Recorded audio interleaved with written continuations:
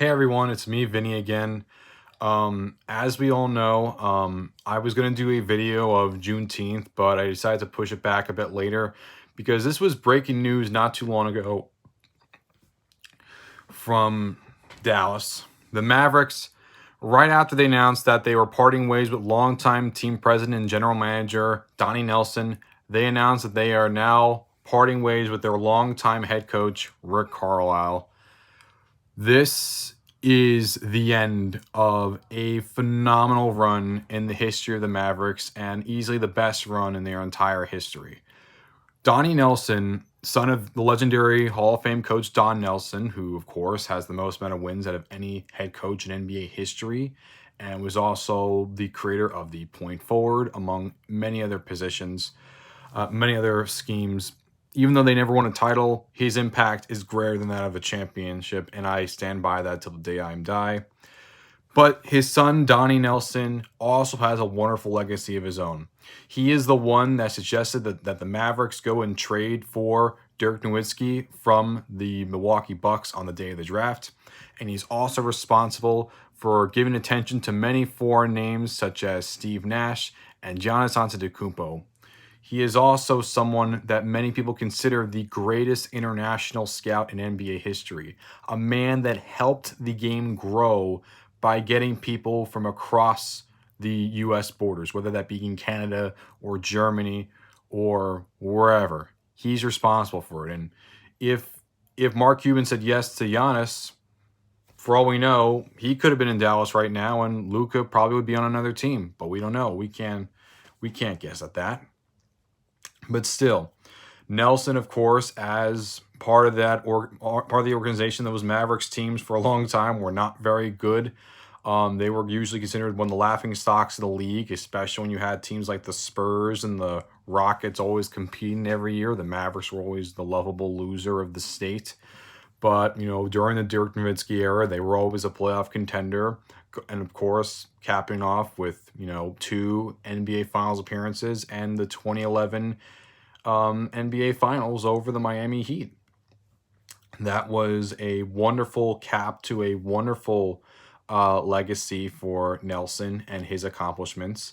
But, it was time to go. Even though they did win those last two, even though they did go to the playoffs the last 2 years and they did win their division, it was time for a bit of a change. And Mark Cuban was definitely feeling it. But what did surprise me was that not only did Donnie Nelson go, but Rick Carlisle went too, and Rick Carlisle is one of the best coaches in the NBA the last 20 years. This is a man who started off in Detroit, if I recall, and then he became the head coach of the Indiana Pacers, the Pacers team that went to the conference finals and was big rivals with the Pistons. Then after he left, he's been in Dallas since the mid 2000s, and he's been there for 13 years. Think about that, 13 years for the organization. And during his time, that organization went to the very top and won an NBA title. But he's been there for a very long time, too. They've not been to the finals since, if I recall. They've not even been to the Western Conference Finals since. But they've had a lot of loyalty. Cuban's had with Carlisle, a lot of loyalty for winning him that title. Players have liked him over the years. And he's always going to go down as a legend for the history of this organization for bringing them their first and so far only NBA championship. And, it did end even though it did end, at the same time, they still had chances of potentially winning this series. Like, Luka Doncic was the sole reason why the Mavericks were in it the entire time, because Kristaps Porzingis did not play well. I mean, Tim Hardaway played fine, but the rest of the team wasn't really as effective. And it's a shame that, Carlisle announced it was his decision. They were just going to get rid of Nelson. Carlisle was the one that said that he will step down from his role and that he will no longer be the head coach of the Dallas Mavericks. Now, that does not mean he's retiring from basketball. This guy has a lot more coaching left in him. He's around 850, I think. Like, he has over 800 wins as a head coach. He is only around 200, less than 200, maybe 100, 200 away from getting to 1,000. I know he definitely wants to achieve that. And he's still a great coach. I mean, he has a lot of respect from around the league. I mean, you don't win an NBA championship for nothing. You don't stay in the league this long for nothing. You aren't respected by your players and your assistants and your owner for a long time for nothing. You don't stay that long as a head coach for nothing. I mean, in the NBA, many people sometimes criticize it because they usually have the shortest leash when it comes to their head coaches. I mean, the head coach of the Pacers, I forgot his name for a second, but first year in the job, I mean, they make it to the play-in round. They destroy the Hornets, but then they lose to the Wizards, and they let him go. Now, granted, I know that there were some issues inside with it, but still, like, after just 1 year, he was gone, and his team made the postseason. It happens. Meanwhile, Carlisle, 13 years on the job for Dallas, and he decides to resign. And the question is, where are these two going to go? And what's it going to mean for the Mavericks? Well, as for Nelson, I have no idea where he's going to go. But I think wherever he goes, they're going to want him as their GM, or at least they're going to want him as their team president because they know that he knows how to draft, and he knows how to draft internationally. And I believe that considering the influx of talent of international players, especially the last 20, 25, 30 years, as the game has grown throughout, I think he's going to be very valued for many teams and in many NBA circles. As for Carlisle, I have no idea. That guy, I feel, is the best option for coaching right in the market right now. If I'm Brad Stevens in the Boston Celtics, I am definitely looking at him as my number one option. If you want to find a new coach, because of course Stevens fill in for the role that Danny Ainge decided to resign from. So the question is, will he go to Boston? I think that is the best decision if he were to go. I think Portland would be another nice option. Maybe perhaps Indiana. Maybe you could help a young rebuilding team. Like he can go to New Orleans and help a young Pelicans team out, especially considering they just fired Stan Van Gundy after just 1 season. Like, again, the thing about this, Carlisle is a guy that's trusted in many circles. He is a legitimately great head coach. And I think he's going to get picked up by whoever wants to find a new head coach because he's just that hot on the market right now. And I personally feel, if I were to take a guess where I think he'd go, I think he'll be in Boston because I think he's just the perfect fit for them. With their scheme and what they want to run, I feel like Carlisle fits that.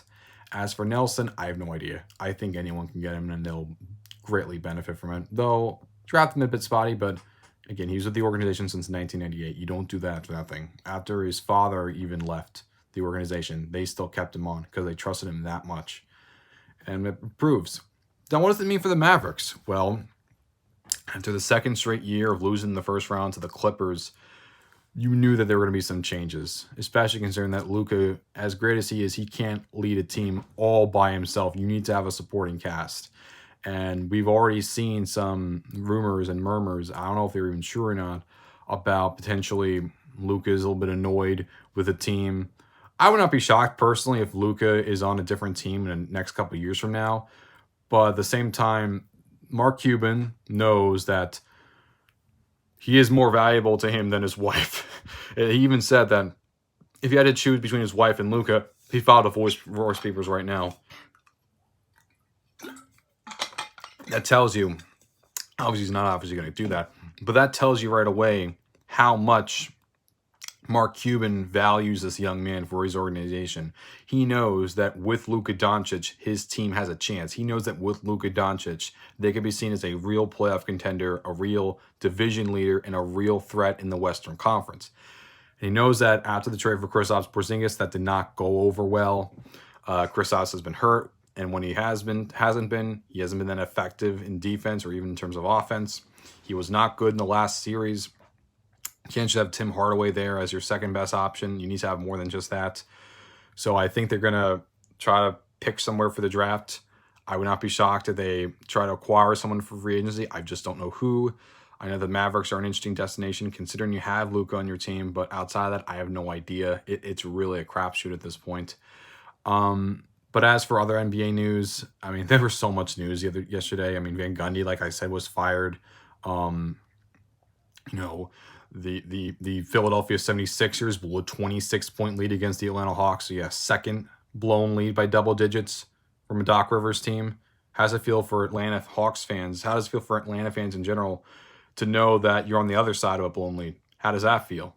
And it's beyond 25, it's 26. How do they feel about this? I'm kind of interested.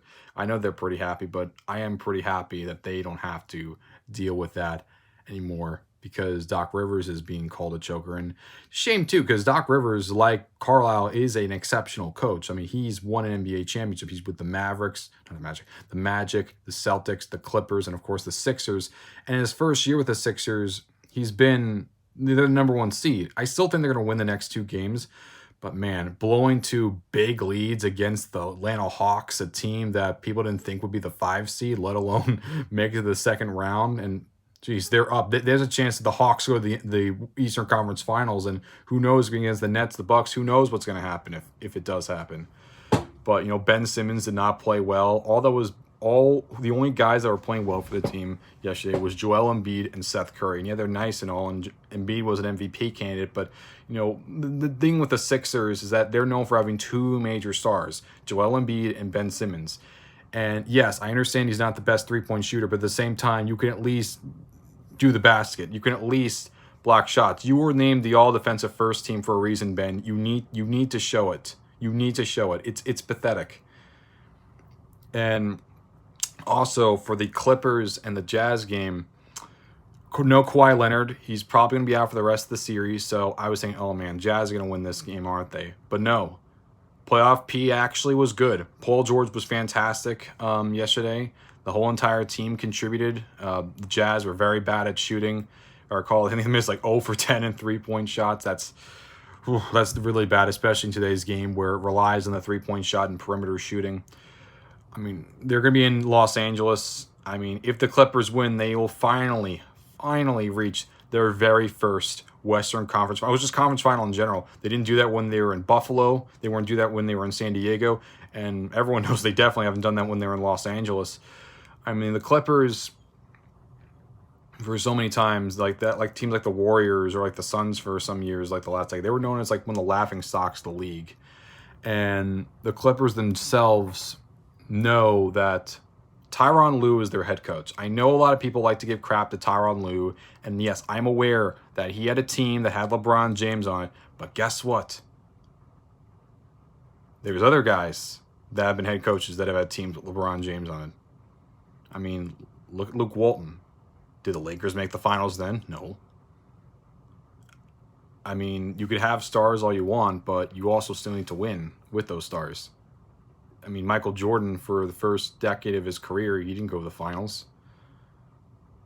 Phil Jackson wasn't there. So try to explain that, can you?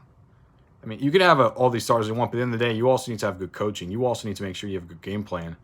And when it comes to Tyronn Lue, what can I say? He's a legitimately great head coach. You don't go to 3 straight finals as a head coach for nothing. You don't coach a team that is down 3-1 against a 73-win team, and you definitely just don't. It's definitely not every day that you see that same team coached by a guy come back and win that series against the historically dominant Warriors team. You don't see that ever. That has never happened. But he was the one that coached them. And hey, those Cavaliers teams, they were the 1 seed the year after. Were they? Yeah, they were the 1 seed the year after. They made it. And the following year, they were the 4 seed. I mean, other than Kevin Love, you didn't really have anyone else on the support. Even without Kyrie Irving, that team, coached by him, went to the finals. Yeah, they got swept, but they still made it to the finals. And I wish the Cavs gave him more of a chance. After LeBron was lent to the Lakers, they fired Lue very quickly, which I was kind of annoyed by. And I did get why Tyronn Lue didn't want to go. Question about going to the Lakers because the idea that, it's LeBron running the show. But he's with the Clippers, and it shows. In these games, down against the Mavericks and down against the Jazz, when his back is up against the wall, Tyronn Lue is a different man. Tyronn Lue is a different coach. Tyronn Lue is a legitimately great NBA coach.